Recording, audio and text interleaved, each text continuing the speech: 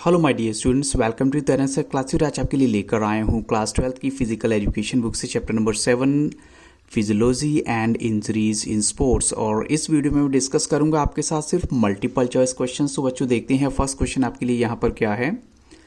What is the scientific study of human body and it's system is considered. जो scientific study होती है human body की या उसका जो सिस्टम है उसको हम क्या कह सकते हैं। तो ऑप्शन आपके सामने है साइकोलॉजी या फिर फिजियोलॉजी या फिर मेडिकल इंजरी या फिर हम कहें मेडिसिन ब्रांच। तो यहाँ चार ऑप्शन आपके सामने गिवन है और आपको करेक्ट आंसर देना है। So what do you think the right answer will be. और करेक्ट आंसर बच्चों यहाँ पर है ऑप्शन बी। जो साइंटिफिक स्टडी होती है ह्यूमन बॉडी की और उसके जो सिस्टम की है उसे हम कहते हैं फिजियोलॉजी। तो option B is the right answer here. अब चलते हैं क्वेश्चन नंबर 2 के लिए। How many types of endurance are there. यानी अगर हम कहें कि इंड्योरेंस की कुछ टाइप्स हैं तो वो आप बताइए कितनी टाइप के इंड्योरेंस हो सकते हैं। तो ऑप्शंस आपके सामने हैं 2, 3, 4 या फिर 5। तो बच्चों यहाँ पर 2 टाइप्स के इंड्योरेंस होते हैं, वो मैं आपको बता देता हूँ। वो है एरोबिक एंड अनएरोबिक। जो है 2 टाइप के इंड्योरेंस हम कह सकते हैं यहाँ पर होते हैं और ये फिटनेस का सबसे बड़ा पार्ट होता है। अब चलते हैं क्वेश्चन नंबर 3 के लिए। The exchange of oxygen and carbon dioxide between lungs and the blood is called. जो एक्सचेंज होता है ऑक्सीजन का और कार्बन डाइऑक्साइड का लंग्स और ब्लड के बीच में, उसे क्या कहा जाता है। तो ऑप्शन आपके सामने है cardiac output, pulmonary diffusion, blood volume and flow, maximum oxygen Uptake. तो बच्चों यहाँ पर वो राइट आंसर है ऑप्शन बी, पल्मोनरी डिफ्यूजन उसे कहा जाता है। जो एक्सचेंज होता है ऑक्सीजन का और कार्बन डाइऑक्साइड का between lungs and the blood, उसे हम कहेंगे pulmonary diffusion. Option B is the right answer. अब चलते हैं क्वेश्चन 4 के लिए। What can carry more oxygen and thus helpful for aerobic endurance. क्या चीज़ ऐसी है जो मोर ऑक्सीजन कैरी कर सकती है और वो हेल्पफुल होती है एरोबिक एंड्योरेंस के लिए। तो ऑप्शन आपके सामने है white muscle fibre, fast twitch muscle fibre, myoglobin या फिर रेड मसल फाइबर। तो 4 ऑप्शंस आपके सामने हैं और राइट आंसर आपको यहाँ देना है। और बच्चों यहाँ पर करेक्ट आंसर है option D, red muscle fibre जो है वो करेक्ट आंसर है, जो मोर ऑक्सीजन कैरी करते हैं और वो एरोबिक एंड्योरेंस के लिए भी हेल्पफुल होते हैं। अब चलते हैं क्वेश्चन 5 के लिए। The science how living things function normally is called. जो साइंस होती है जिसमें ये बताया गया कि लिविंग थिंग्स जो हैं वो कैसे नॉर्मली फंक्शन करती है उसको कहा जाता है। तो ऑप्शन आपके सामने है साइकोलॉजी या फिर फिजियोलॉजी या फिर कहीं काइंसियोलॉजी या फिर कहीं बायोमैकेनिक्स जो हैं। तो 4 ऑप्शंस आपके सामने गिवन है और राइट आंसर आपको यहाँ पर देना है। क्या होगा। तो बच्चों यहाँ पर राइट आंसर है ऑप्शन बी, वो है फिजियोलॉजी जो है वो करेक्ट आंसर है। वो साइंस जो लिविंग थिंग्स के फंक्शनिंग के ऊपर भी बेस्ड है उसको हम कहेंगे फिजियोलॉजी। तो option B is the right answer. अब चलते हैं क्वेश्चन नंबर 6 के लिए। What is the ability to perform cardiovascular exercises like running, aerobic exercises और swimming for an extended time period is called. यानी इसे अब क्या कहा जाएगा। जो एक एबिलिटी होती है परफॉर्म करने के लिए कार्डियोवास्कुलर एक्सरसाइजेस जिसमें रनिंग भी आती है, एरोबिक एक्सरसाइजेज या फिर स्विमिंग भी आती है, for an extended time period. तो यहाँ एक्सटेंडेड टाइम पीरियड का मतलब एक स्पेशल आपको उसका नाम देना है और वो क्या होगा। स्पीड, स्ट्रेंथ, एंड्योरेंस या फिर फ्लेक्सिबिलिटी।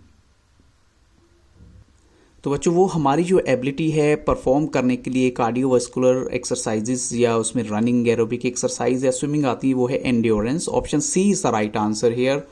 अब चलते हैं क्वेश्चन नंबर 7 के लिए। क्वेश्चन 7 में देखिए, endurance athletes generally possess high percentage of. इनमें क्या चीज जो होती है वो हाई परसेंटेज होती है। तो ऑप्शन आपके सामने है fast twitch muscle fibres, slow twitch muscle fibres, flexibility या फिर fat.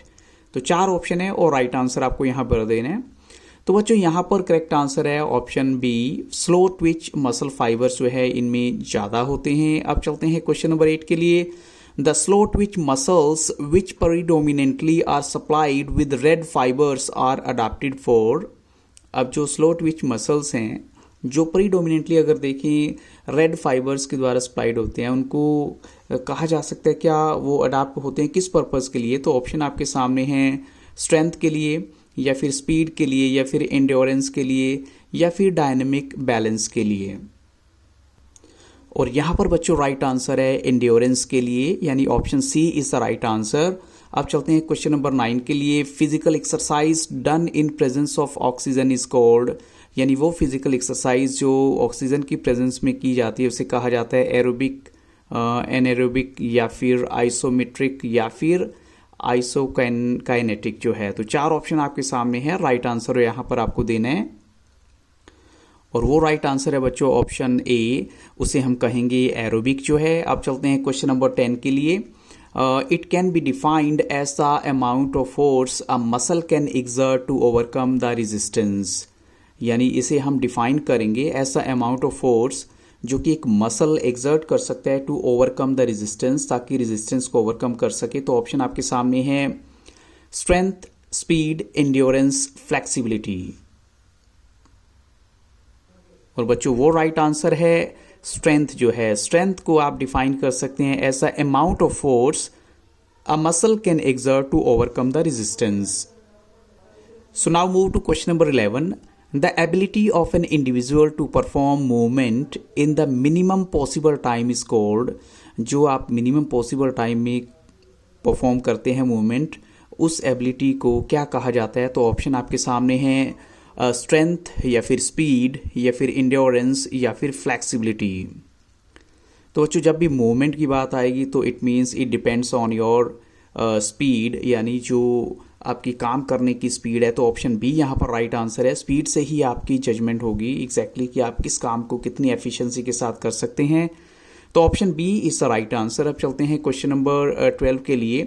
The greater percentage of fast twitch muscle fibre one has, जो ग्रेटर हम कह सकते हैं ग्रेटर परसेंटेज की बात करें, जो फास्ट ट्विच मसल फाइबर जो किसी के पास है वो क्या है? The stronger he is, the faster he is, the slower he is और मोर फ्लेक्सिबल ही इज। तो जितनी ज़्यादा परसेंटेज होगी फास्ट ट्विच मसल फाइबर की, उसका एडवांटेज क्या होगा? उसका एडवांटेज होगा the faster he is. Option B यहाँ पर राइट आंसर है बच्चों। अब चलते हैं क्वेश्चन नंबर 13 के लिए। The range of movement of joints is also called as, यानी जो जॉइंट्स की मूवमेंट होती है उसको और भी क्या नाम दिया जाता है? तो ऑप्शन आपके सामने है strength, speed, endurance, flexibility.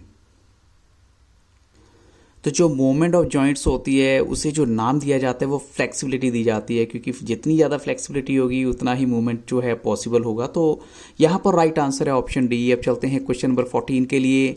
Heart rate is defined as, heart rate को आप कैसे डिफाइन करेंगे? Quality of blood pumped away by heart in 1 minute, या फिर number of systolic contractions per minute, या number of diastolic contractions per minute, या फिर कहीं number of heart contractions per minute. तो हार्ट रेट जो है उसको डिफाइन करने की जो सबसे अच्छी डेफिनेशन है वो है number of heart contractions per minute. Option D यहाँ पर बच्चों राइट आंसर है, वो जो है डिफाइन करेगी हार्ट रेट को। अब चलते हैं क्वेश्चन नंबर 15 के लिए। The human heart is an about the size of, अगर ह्यूमन हार्ट की साइज की बात करें तो कितना जो बड़ा है human heart? An average size Apple, एक एवरेज साइज के एप्पल के बराबर, या फिर एक हेन के एग के बराबर, या फिर little larger than a man's close fist, या फिर बिग आलमंड के बराबर जो है। तो बच्चों जो हार्ट की साइज की बात करें उसका राइट आंसर है option C, a little larger than a man's close fist. Option C यहाँ पर राइट आंसर है, यानी इससे थोड़ा सा बड़ा होता है मैन की जो फिस्ट से हार्ट अगर बात करें हार्ट की। अब चलते हैं क्वेश्चन नंबर 16 के लिए। To which of the following chambers of the heart aorta connected, यानी एरोटा जो है वो किससे कनेक्टेड है? तो ऑप्शन आपके सामने है left ventricle, right ventricle, right auricle या फिर लेफ्ट ऑरिकल। तो बच्चों जो इसकी कनेक्शन है वो है लेफ्ट वेंट्रिकल से। ऑप्शन ए यहाँ पर राइट आंसर है। अब चलते हैं क्वेश्चन नंबर 17 के लिए। A part of the respiratory system, यानी जो हम कह सकते हैं कि रेस्पिरेटरी सिस्टम का एक पार्ट है, also called the voice box, यानी उसे वॉइस बॉक्स भी कहा जाता है। तो उसका जो एक और नाम है वो क्या है? ट्रैकिया, लैरिंग्स, फेरिंग्स या फिर नेजल कैविटी। तो बच्चों जो वॉइस बॉक्स है उसको दूसरा नाम जो दिया जाता है वो है लैरिंग्स। ऑप्शन बी यहाँ पर राइट आंसर है। अब चलते हैं क्वेश्चन नंबर 18 के लिए। How does exercise affect the size of the muscle? Exercise जब आप करते हैं तो उसका मसल पर क्या इफेक्ट होता है? द मसल साइज डिक्रीजेस, कम हो जाता है, या फिर इंक्रीज, बड़ा हो जाता है मसल का साइज, या no effect on muscle size, या फिर the muscle stop working growing, जो है मसल की जो स्ट्रेंथ है बढ़ने की जो वो बिल्कुल बंद हो जाती है, ग्रो नहीं हो पाता। तो बच्चों यहाँ राइट आंसर है, जब आप एक्सरसाइज करते हैं तो मसल का साइज जो है वो इंक्रीज हो जाता है। ऑप्शन बी यहाँ पर राइट आंसर है। अब चलते हैं क्वेश्चन नंबर 19 के लिए। विद एडवांसिंग एज, जैसे जैसे आप बढ़ते चले जाते हैं उम्र में, तो किडनीज के साथ क्या होता है? Decline in size, increase in size, no change happens, या फिर वॉक मोर एफिशिएंटली। तो बच्चों किडनीज की अगर बात करें तो उनका जो साइज है वो डिक्लाइन हो जाता है, कम हो जाता है। ऑप्शन ए यहाँ पर राइट आंसर है। अब चलते हैं क्वेश्चन नंबर 20 के लिए। अगर इंजरीज जो हैं they are to be classified according to the cause, यानी कोज के अकॉर्डिंग अगर हम लें, which of the following doesn't fall under this category, तो इनमें से कौन सा जो है उस कैटेगरी में नहीं आता? Direct injury, indirect injury, over use injury, या फिर सॉफ्ट टिश्यू इंजरी जो है। तो बच्चों अगर हम कहें कि इंजरीज को आप क्लासिफाइड करेंगे कोज के अकॉर्डिंग, तो इनमें से जो इस कैटेगरी में नहीं आती वो है सॉफ्ट टिश्यू इंजरी जो है। अब चलते हैं क्वेश्चन नंबर 21 के लिए। Tendonitis is the shoulder in the shoulder of a swimmer from an excessive amount of training is an example of, वो किस चीज़ का एग्जाम्पल होता है? डायरेक्ट इंजरी का, इनडायरेक्ट इंजरी का, ओवर यूज इंजरी का, या फिर हार्ड टिश्यू इंजरी का। तो जो टेंडोनिटिस की हम बात करते हैं शोल्डर में होती है स्विमर के, वो रीज़न होता है ओवर यूज इंजरी का, यानी ऑप्शन सी यहाँ पर राइट आंसर है बच्चों। अब चलते हैं क्वेश्चन नंबर 22 के लिए। Sprain is an injury to, sprain जो है वो किस चीज़ की इंजरी है?